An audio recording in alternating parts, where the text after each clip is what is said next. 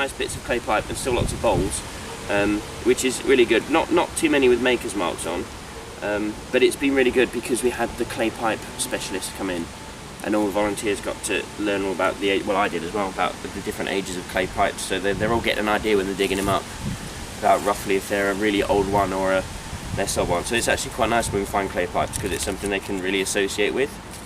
Now they've seen the pipe man. What's in here? Well, this is probably a good bag, really. I think.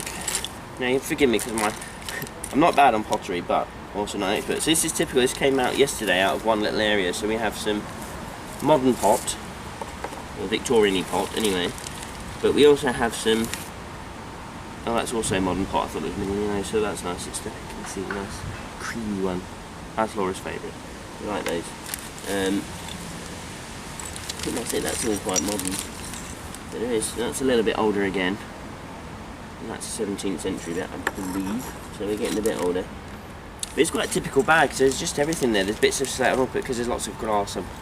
Catch it. There's lots of glass, modern glass. Jane Austen style, I call this. It's probably got a good name, but I call this Jane Austen style because it's like the nice white with the blue. So I call that Jane Austen pot, but it's not. I think that's about it. I think all these bags are the same, sadly. Lots of shell. This is nice. It's not very old, but I had a few of these, but they're all gone in the bandstand. They're all finished. But lots of the Victorian bottles, which is interesting because they have this appears to be Lea Perrins. I want to say Worcester sauce, but I don't know. But it's Lea Perrin, so I don't know if they made other things. I'm not actually sure.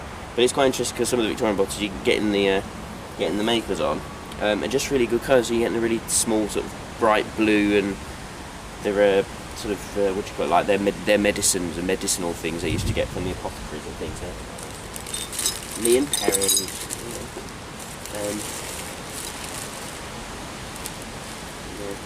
And I suppose that's the only other thing that we're starting to get is just, and it really is, everyone's writing metal objects on the bags because they really are lumped. There's been a few nails are obvious, but some of the other objects, they really are just lumped.